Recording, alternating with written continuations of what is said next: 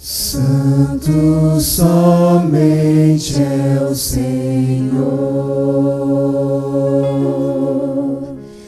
digno de adoração.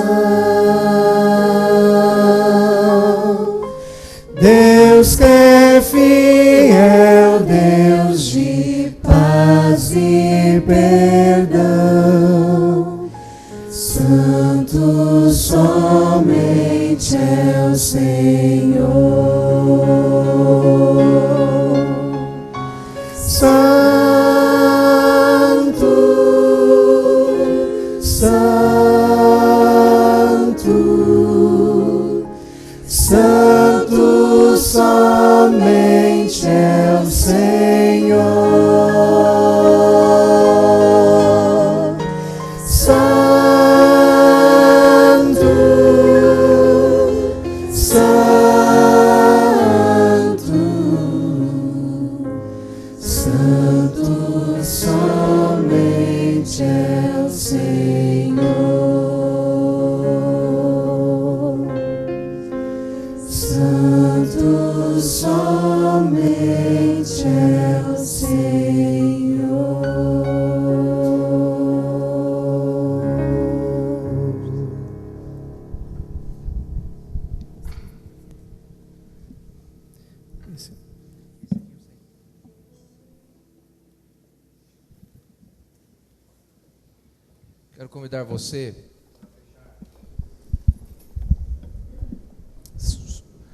Quero convidar você para fechar os seus olhos mais uma vez e nós vamos falar com Deus nesse momento. Santo Deus, muito obrigado porque o Senhor, sendo tão santo, tão poderoso, se tornou como um de nós e veio viver em nosso meio para demonstrar o seu amor por cada pessoa que aqui está.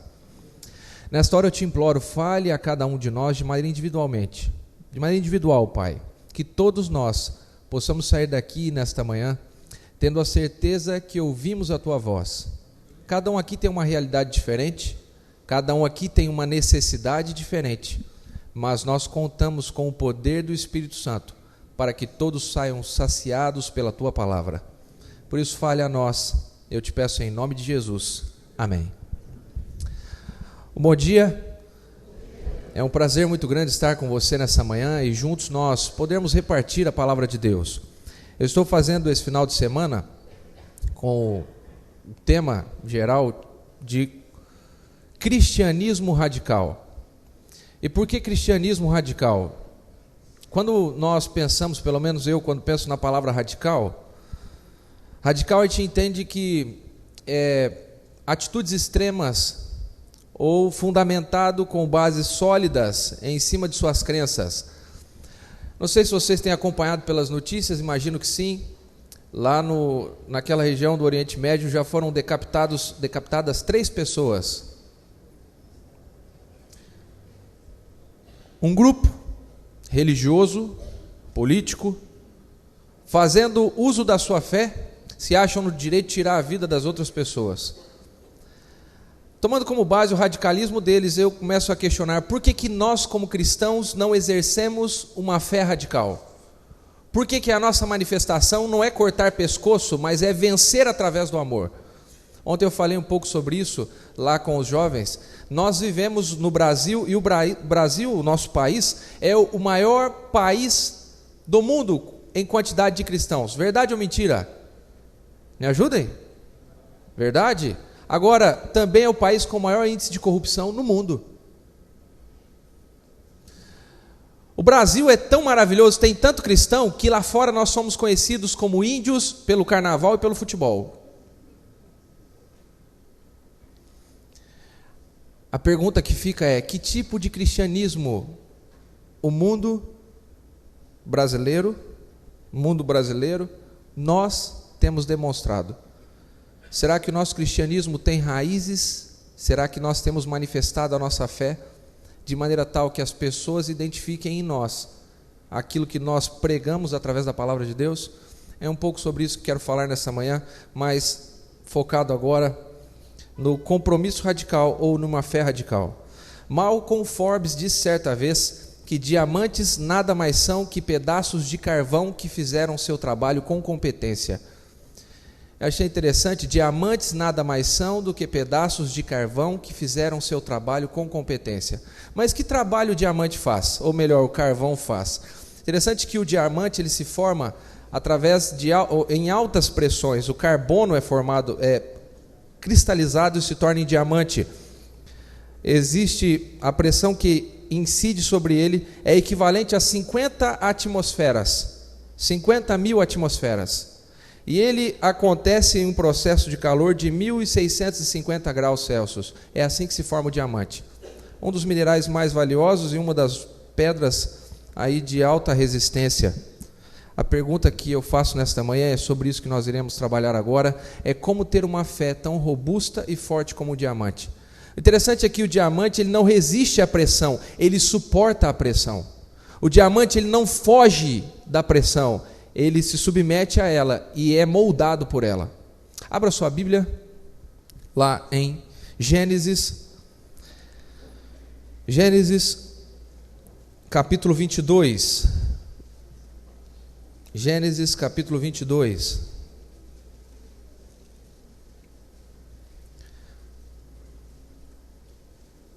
Esse personagem conheceu de fato o Cristo não encarnado, mas viveu em sua plenitude toda a convicção que tinha e a luz que recebeu acerca de Jesus, acerca do Messias. Esse capítulo é um dos capítulos mais intrigantes da palavra de Deus. E o texto começa dizendo o seguinte: depois destas coisas, pôs Deus a Abraão à prova. Depois do quê? Interessante que aqui já fazia 17 anos que Deus havia falado e que há relato na Bíblia com Abraão. Isaac estava agora com 20 anos, uma vida tranquila, uma vida pacata até nesse ponto. Mas depois destas coisas, quem sabe depois de um período de silêncio, Deus fala com Abraão. E aqui Deus concede a Abraão uma das piores provas que o ser humano pode enfrentar. Nós temos a tendência de avaliar as pessoas de maneira pontual. E às vezes nesse nosso modo de avaliar, nós julgamos a pessoa por aquele momento específico e colocamos um rótulo nela. Abraão não pode ser tratado dessa maneira. Abraão é chamado de o pai da fé por esse episódio, mas esse episódio não começa aqui. Vamos dar uma olhada de maneira bem breve, nós vamos estudar esse texto, mas volte um pouco nas páginas da sua Bíblia aí.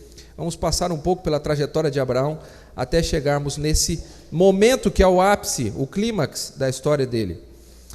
Gênesis capítulo 12, acompanhe comigo aí por favor. Gênesis 12, inicia-se com um chamado, uma ordem. Deus diz: vai Abraão.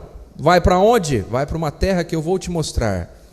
E Abraão agora começa a sua peregrinação de fé. Interessante que nós temos por aí um conceito de que quando se está andando com Deus e no caminho de Deus, tudo dá certo. Aos nossos olhos, ao nosso padrão de julgamento. E tudo dá certo é quando nós estamos apenas prosperando financeiramente, quando não há crises, quando não há fome. E veja o que acontece: Abraão aceita o chamado e começa a caminhar com Deus agora, uma jornada pelo caminho. E no verso 10 do capítulo 12, diz que havia fome naquela terra. Abraão vai para um lugar, e para o lugar que ele está indo foi o lugar que Deus ordenou. Com o que ele se encontra lá? Fome. Abraão agora tem que descer para o Egito. Depois da fome, capítulo 13, Abraão tem uma discussão com Ló, ou os pastores de Ló discutem com os pastores de Abraão, e agora tem que haver uma separação familiar ali. Capítulo 14, Abraão tem que entrar em guerra para libertar Ló, que foi aprisionado. Capítulo 15, Abraão recebe novamente a promessa do Senhor de que ele teria um filho. Abraão iniciou sua jornada com 75 anos de idade. E agora, Abraão peregrinando com 87 anos, ele tem um estepe ali, Ismael. Digo step porque não era plano de Deus que ele tivesse filho com uma outra mulher. Ele tentou dar um jeitinho brasileiro, não é? Mas Deus abençoou Ismael da mesma forma. Abraão, com 88 anos, ele é circuncidado. Você imagina um senhor com essa idade passando por um processo como esse aqui? Desculpa, não era 88, 99 anos. Já parou para pensar? Precisava disso? Passar pela circuncisão? Hoje tem anestesia.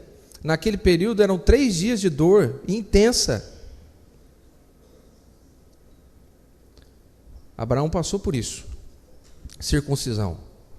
Aí, quando Abraão estava com 99 anos e Sara com 89, já não acontecia mais nada, a coisa já não funcionava, não tinha mais como acontecer humanamente. Deus aparece para ele e diz assim, ó, você vai ter um filho. E aqui, olha, daqui 1 ano eu vou voltar e você vai ter um filho. Humanamente falando e pela lógica, não dava mais, não tinha como. A coisa era tão absurda que Sara fez o quê? Deu risada. Ela começou a rir. Tanto que Isaac significa risada. Todo mundo falava assim, ô risadinha, vem cá. Tal. Quando chamava Isaac, lembrava que ela tinha achado graça da situação. 1 ano depois ela teve um filho, conforme a promessa bíblica. Depois disso, nós chegamos no momento em que nos deparamos aqui com o texto bíblico. Depois dessas coisas, depois de uma jornada de 100 anos ao lado de Deus, Abraão era conhecido como um construtor de altares. Se você observar toda a história de Abraão, por onde ele passou, ele deixou um altar erguido, e ali ele se dirigia a Deus e o adorava, e nesta adoração passava a entender mais acerca de Deus. Vamos para o texto bíblico agora, e eu quero meditar com você um pouco nisso. Depois destas coisas, pôs Abraão à prova e lhe disse, Abraão, e este respondeu, eis-me aqui. Acrescentou Deus, toma teu filho, teu único filho. Sabe, essa descrição para mim é uma descrição muito dramática. Podia ter sido mais sutil assim, mas só que Deus faz questão de enfatizar, toma teu filho, teu único filho. E ele diz mais, Isaque, a quem você ama, e vai à terra de Moriá, oferece-o ali em holocausto sobre um dos montes que eu te mostrarei. Aqui Abraão poderia ter racionalizado. Primeiro, aonde que o Deus de Israel, em algum lugar das Escrituras, ordenou que houvesse sacrifício humano? Não há? Abraão poderia ter dito o seguinte, eu acho que eu estou meio surdo, acho que a idade está pegando, e eu não estou conseguindo ouvir direito o que Deus está dizendo. Deus se equivocou ali. Quantas vezes é mais fácil olhar para a ordem divina e tentar racionalizar? Quantas vezes é mais fácil tentar extrair da palavra de Deus o que me agrada do que fazer o que agrada ao Senhor? Eu estou fazendo um curso, e uma faculdade que não é adventista, uma faculdade que não tem uma confissão religiosa, e lá vai gente de todo tipo de denominação. E lá eu encontrei uma pastora de uma igreja gay, mas ela é pastora que é meio pastor, entendeu?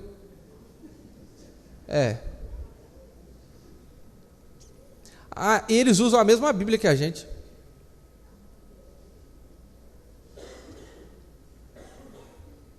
Usa a mesma Bíblia, lê os mesmos textos e tal. E aí? Que tipo de fé, que tipo de cristianismo nós temos tido por aí? Lá eu conheci uma professora e ela estava me dizendo o seguinte, que existe por aí afora um movimento cristão que diz que você pode fazer sexo fora do casamento de maneira bem tranquila e despreocupada. E que tem embasamento bíblico para isso, que eu não encontrei até hoje. Mas eles conseguem arrancar alguma coisa dali. Outro dia eu estava lendo a revista Veja, isso já faz o quê? Uns 5 anos, eu encontrei um artigo lá falando a respeito desse tipo de distorção, e eles disseram o seguinte: aqui na Bíblia um texto que apoia o uso da maconha. Foi interessante, porque tem um monte de maconheiro que quer que libere esse negócio mesmo, né? Inclusive os presidenciáveis. O que eu achei o ápice foi a mulher reconhecer, numa entrevista, ela disse: eu já fumei maconha, eu acho que tem que liberar mesmo, tal, eu não vou fumar sempre, faz mal. Ué, que absurdo é esse? Aí lá estava o texto assim, ó: de toda a erva do jardim tomarás livremente. É um absurdo, não é? É um absurdo. É um absurdo. É uma distorção. Mas é. E as pessoas usam isso com muita naturalidade. De toda a erva do jardim tomarás livremente. O interessante é que a prova de Abraão, ela desmascara qualquer subterfúgio acerca da fé. Com Abraão não há meias palavras, não há desculpas. Abraão tinha uma ordem clara de Deus. E a ordem era para sacrificar seu filho, seu único filho. Verso 3. Levantou-se, pois, Abraão de madrugada. Eu fico imaginando se Deus tivesse me dado essa ordem, eu levantava meio-dia, pelo menos. A gente quer postergar as coisas às vezes, né? Eu vou matar meu filho, então eu vou levantar o mais tarde possível. Vou ficar dormindo aqui. Abraão sempre teve uma disposição de agir conforme a palavra de Deus e de forma imediata. Agora, eu quero abrir um parênteses aqui. Abraão não era perfeito.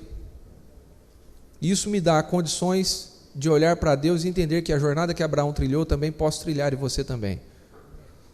Abraão não era perfeito no sentido de impecabilidade, mas ele adquiriu o sentido de perfeição que nós estudamos na lição. Ele começou a adquirir maturidade em sua fé. Ele passou a entender quem era Deus. Começou a agir agora conforme a vontade de Deus. No topo, Abraão estava com 120 anos agora. Isaac com 20. De manhã cedo, Abraão levanta de madrugada, tendo preparado seu jumento, tomou consigo 2 de seus servos, verso 3. E a Isaac seu filho, rachou a lenha para o holocausto e foi para o lugar que Deus havia indicado. Ao terceiro dia, erguendo Abraão os olhos, viu o lugar de longe. Agora preste atenção no verso 5. Então disse a seus servos: esperai aqui com o jumento. Eu e o rapaz iremos até lá, e havendo adorado, faremos o quê? Por que ele não diz: eu e o rapaz iremos até lá, e havendo adorado, voltarei? Ele estava indo lá fazer o quê? Não era brincar de ping-pong com o filho dele? Não era escalar uma montanha só? Não era fazer um acampamento lá? Ele estava indo lá com uma intenção clara: eu vou sacrificar meu filho. Mas a convicção dele era tanta que Hebreus capítulo 11, dá uma olhada nesse texto, depois a gente volta. Hebreus capítulo 11, verso 19, deixa muito claro que Abraão cria que mesmo que ele sacrificasse, tirasse a vida do seu filho, Deus traria a sua vida novamente. Amém, irmãos? Deus traria a sua vida novamente. Eu achei uma citação interessante de um autor chamado Eugene Peterson. Ele diz o seguinte, pode achar a passagem aí, Hebreus 11, 19, enquanto isso eu vou ler o texto. Quando nos entregamos ao ato de fé, abrimos mão de exercer o controle e abandonamos a confirmação sensorial, visão, audição e etc. da realidade. Deixamos de insistir no conhecimento intelectual como a nossa primordial orientação na vida. A maneira positiva de dizer isso, conclui ele, é dizer que quando nos engajamos no ato de fé, escolhemos lidar com um Deus vivo, em que temos confiança de que Ele sabe o que faz. Hebreus 11, verso 19. O texto bíblico diz o seguinte, Hebreus 11, verso 19. Porque considerou que Deus era poderoso, até para ressuscitá-lo dentre os mortos, de onde também figuradamente o recobrou. A história de Abraão não acontece dentro de um laboratório, não acontece dentro de uma igreja, mas acontece no aspecto prático da vida. A história de Abraão nos mostra que nós devemos confiar mais em Deus do que em nós mesmos. A história de Abraão nos mostra que o nosso eu deve morrer para que Cristo possa reinar em nós. Ali estava Abraão. Gênesis capítulo 22, vamos voltar lá para o relato. Gênesis capítulo 22. Estavam caminhando juntos. Ele rachou a lenha, colocou sobre o seu filho que estava transportando e foram para o local que havia Deus indicado. Verso 4. Ao terceiro dia, erguendo, ele disse aos servos: nós iremos até ali, eu e o rapaz, e vamos voltar. Verso 6. Tomou a lenha do holocausto e colocou sobre Isaque seu filho. Ele, porém, levava nas mãos o fogo e o cutelo. Assim que caminhavam ambos juntos, quando Isaque disse a Abraão, seu pai: meu pai, respondeu Abraão: eis-me aqui, meu filho. Perguntou-lhe Isaque: eis o fogo e a lenha, mas para onde está o cordeiro para o holocausto? Respondeu Abraão: Deus proverá para si, meu filho, o cordeiro para o holocausto. E seguiram ambos juntos. Chegaram ao local que Deus havia designado, e ali edificou Abraão um altar, assim como fez diversas vezes na sua vida.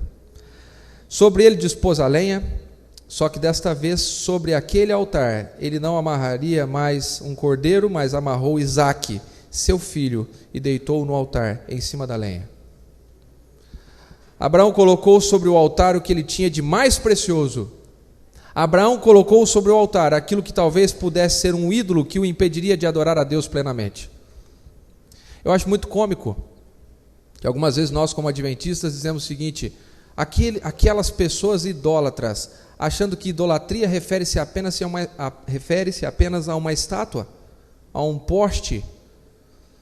Idolatria pode ser até egolatria. Você pode adorar a você mesmo achando que está adorando a Deus. Você pode fazer o bem às outras pessoas para que os outros vejam, achando que isso é um serviço a Deus. Mas no final das contas, tudo isso não passar de uma falsa adoração. A verdadeira adoração envolve sacrifício. E Abraão agora coloca sobre o altar o seu filho. Outro aspecto chocante dessa história é que Isaque tinha 20 anos. Até Abraão levar lá para matar, é um ato extremamente doloroso, mas você poderia dizer, ele está ficando louco. Agora um jovem com 20 anos partilha da mesma loucura. Como é que Abraão consegue amarrar o filho para levantar a faca e cortar o pescoço dele? E às vezes a gente não consegue fazer com que os nossos filhos tomem determinadas atitudes simples, como levantar cedo e vir para a igreja. Você já parou para pensar nisso? Pastor, você não tem filho adolescente, eu sei, mas se Deus permitir e a minha pequena continuar crescendo, ela vai chegar lá. A minha questão não é com ela, a questão é comigo. Ela vai tomar as decisões dela. Eu acho tão engraçado quando algumas pessoas dizem assim: fulano de tal tinha um filhinho novinho, ele morreu porque Deus não queria que ele se perdesse. Essa para mim é a definição mais diabólica que existe. Se Deus achasse que o simples fato de alguém puder se perder fosse motivo para tirar a vida dele, eu e você não existiríamos. Não haveria existência do mundo, porque Deus criou todos vocês, e a mim também, com liberdade bastante para poder escolher se queremos aceitar a Ele ou não. Eu, quando olho para Isaque, eu entendo que Isaque via no seu pai alguém que vivia e amava o Deus de Israel, que ainda não existia, mas a partir dele nasceria essa nação. Eu, quando olho para Isaque, eu vejo que Isaque tinha a mesma fé de seu pai, e esse é o desafio que nós temos: incutir nos nossos filhos a fé que nós pregamos. E eu tenho notado, talvez a melhor forma de fazer isso, não é a forma mais perfeita, é viver o que se diz. Viver o que se diz.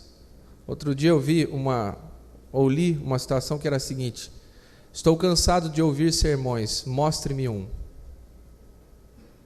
Estou cansado de ouvir sermões, mostre-me um. As palavras convencem, mas os exemplos arrastam. As palavras convencem, mas os exemplos arrastam. Ele se colocou e, partilhando da mesma fé do pai, espera então que a lâmina toque o seu pescoço. Porém, quando Abraão levanta o braço, ele escuta uma voz do céu que diz: não toques o menino. Verso 12. não lhes faça nada, pois agora sei que temes a Deus, porquanto não me negaste o teu filho, o teu único filho.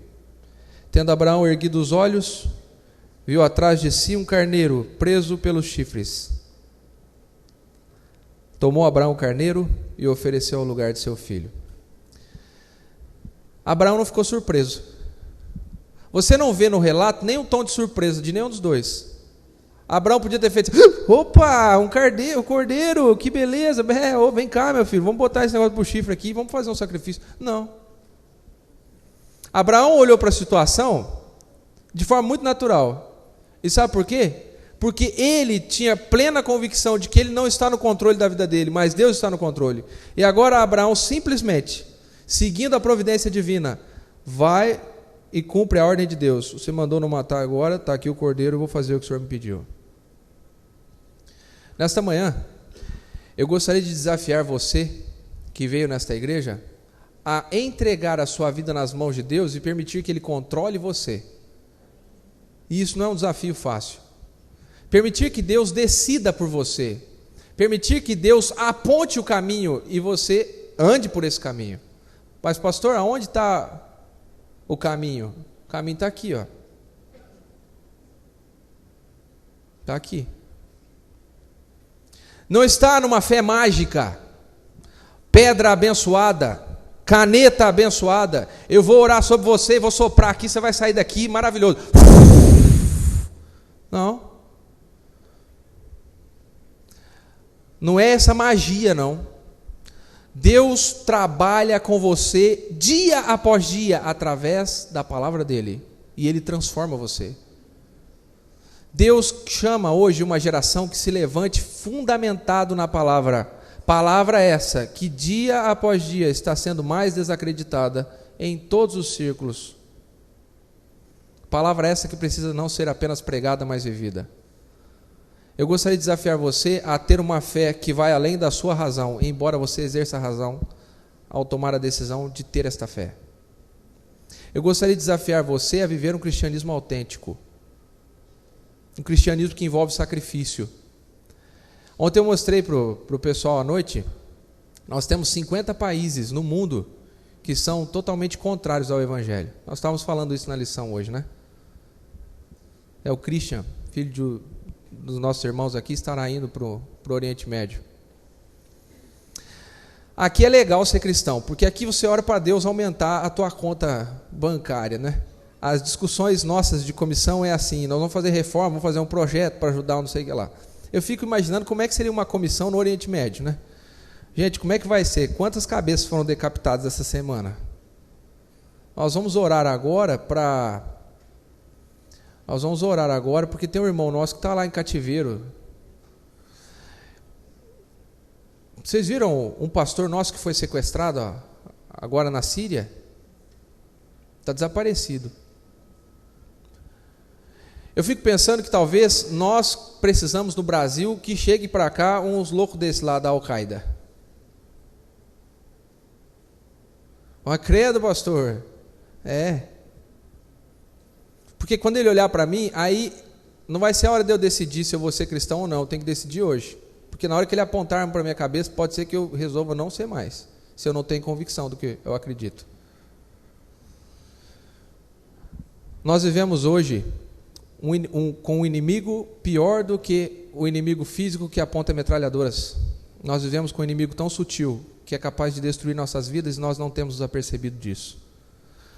Sabe, nesta manhã, eu quero convidar você a fugir da sua compreensão de mundo e assumir a compreensão que Deus tem para te dar. E você só pode fazer isso através da palavra dele. Eu quero convidar você a deixar os seus ídolos de lado. Ah, mas eu não tenho ídolo. Se você não tem, começa a orar para Deus te mostrar. Porque você tem sim, eu também tenho. Mas o Senhor, nosso Deus, quer ocupar o primeiro lugar, que é dele. O Senhor, nosso Deus, exige uma entrega completa. O Senhor, nosso Deus, exige que você assuma a sua posição nas fileiras do exército de Cristo. Nós não precisamos dizer que temos a verdade. Nós precisamos viver a verdade. Nós não precisamos dizer que somos melhores porque conhecemos. Nós precisamos praticar o que conhecemos. E nesta manhã o convite é para isso. Uma fé que vai além do que podemos ver. Uma fé que assume o compromisso e a responsabilidade de servir a Deus de forma completa e de forma plena. Nós vamos cantar agora e eu gostaria que você fizesse dessa música a sua entrega. Eu gostaria que você fizesse dessa música a sua decisão. Eu gostaria que nós, como adventistas do sétimo dia, fôssemos conhecidos como o povo da Bíblia. Eu gostaria que as pessoas olhassem para nós e nos vissem como radicais, mas não radicais que empunham armas, mas radicais no amor, radicais na convicção, radicais na firmeza de ser capaz de morrer por aquilo que acredita.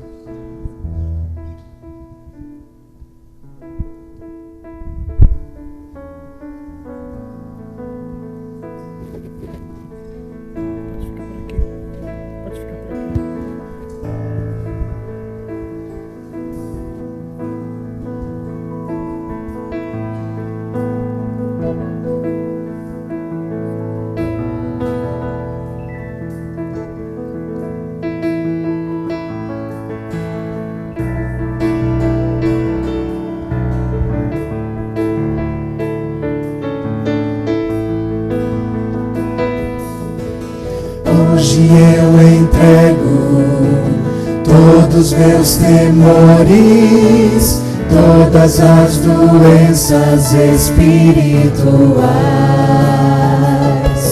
Hoje eu renovo o meu compromisso de usar os meus talentos para o Senhor. Quero ser ungido por Jesus, ter o dobro do azeite, ser santificado. Entrego minha vida com todo o meu amor, de todo o coração. Eu ergo meu louvor, ergo as minhas mãos para te adorar. Faça teu poder se manifestar em mim. Fique em pé. Mais uma vez.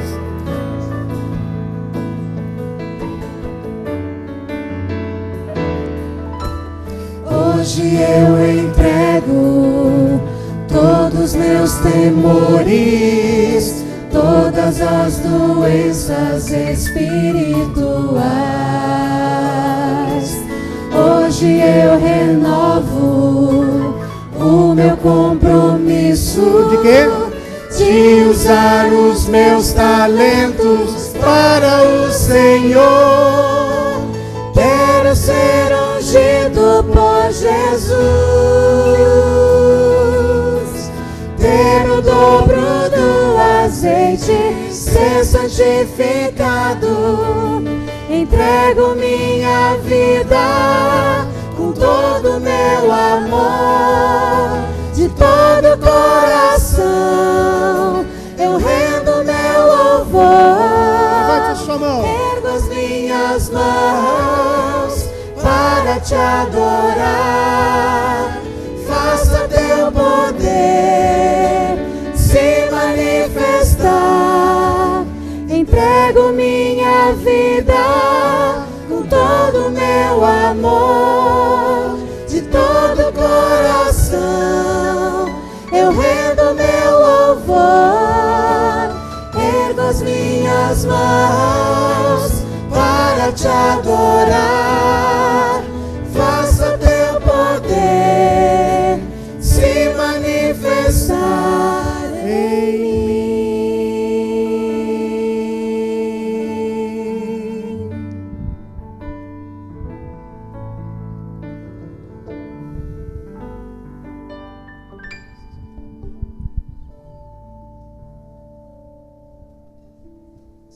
Senhor nosso Deus, nesta hora nós abrimos nosso coração diante do Senhor. O Senhor nos sonda, nos conhece, o Senhor nos ama. Assim como chamastes a Abraão, o Senhor chamou a cada um dos que aqui estão.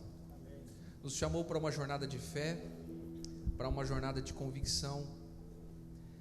Abraão vacilou algumas vezes nesta caminhada, como nós também, Senhor. Mas o Senhor não desistiu dele e não desiste de cada um de nós que aqui estamos. Mas nesta hora nós queremos nos firmar na Tua palavra. Nós queremos ter uma convicção tal que as pessoas nos conheçam pelo amor radical que demonstramos. Que as pessoas nos vejam não pelo que deixamos de fazer, mas pelo que fazemos em prol delas, Senhor. Amém. Então nesta hora, nós queremos sacrificar diante do Teu altar qualquer coisa que nos impeça de ser plenamente Teus.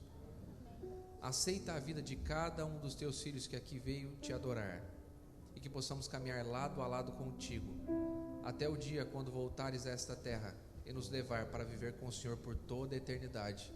Eu Te peço em nome de Jesus. Amém, Senhor. Amém. Ao sairmos nesta manhã dessa casa de oração e adoração, dê um abraço em quem está do seu lado e diga: feliz sábado. Que o poder do Senhor está conosco. Vamos cantar todos juntos na saída.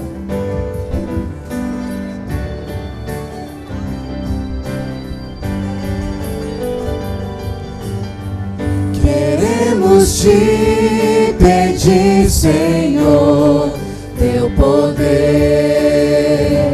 Teu poder. Só há um meio de vencer, Teu poder, Teu poder, o Teu poder que vem lá do alto, o Teu poder para vencer o mal. Em Teu poder está nossa esperança. Concede o Teu poder.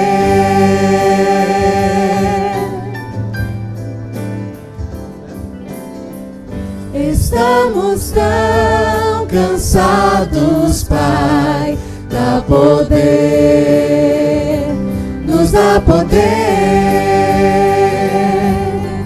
Revive o nosso coração. Dá poder, nos dá poder. O Teu poder que vem lá do alto, o Teu poder para vencer o mal. Em Teu poder está nossa esperança. Concede o Teu poder.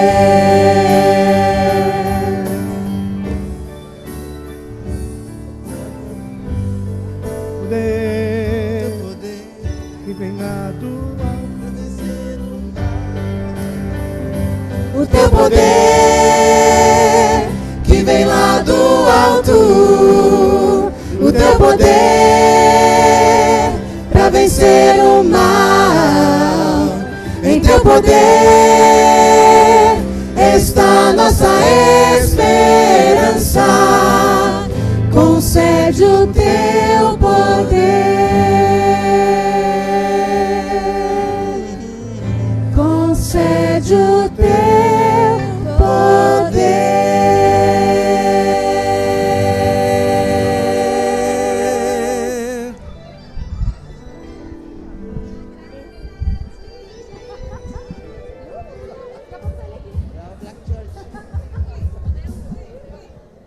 Ai, gente, já caminhar.